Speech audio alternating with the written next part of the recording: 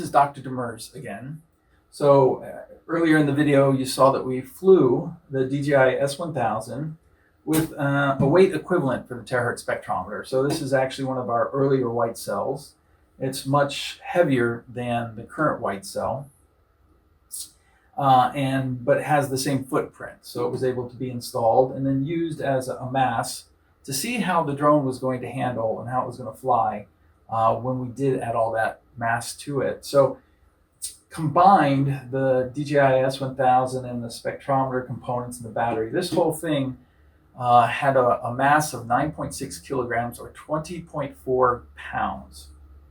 And I'll come back to that in a few minutes, because one of the things that became very apparent during the flight is that while we can get the drone off the ground and it will fly, we had a very, very short flight time. We were being very conservative, and so we landed it after about 4 minutes of flight, and that's just not enough for what we want to do. We want something between 10 and 20 minutes of flight. So what can we do about that? Now, Donny has many, many years of experience building and flying drones. The first and easiest thing for us to do, according to Donny, is right now we're using a single large battery to power the DJI. It's a 12,000 milliamp hour lithium polymer battery. And he suggested replacing this with two smaller batteries that add up to the same current capability, or maybe a little bit more. So that should give us a much better flow of current than the larger battery. The larger batteries tend to have a little bit of voltage sag, and so that will help us get a longer flight time. And then it just comes right down to it. We're going to have to still reduce the mass.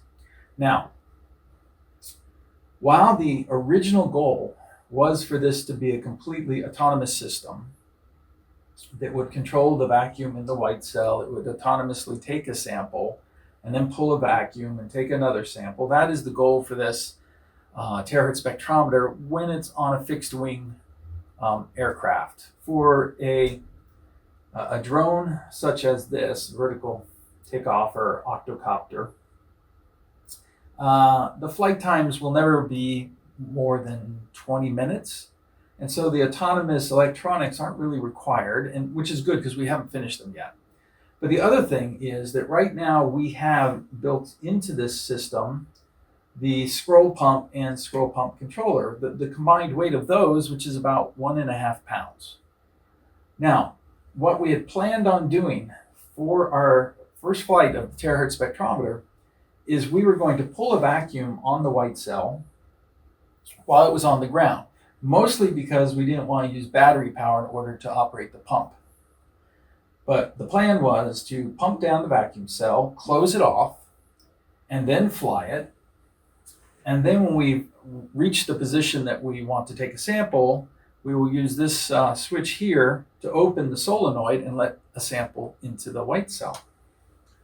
Now, since we are planning to do that, there's really no point in sending this pump along for the ride. So the scroll pump and controller is going to come off. That'll save us 1.5 pounds.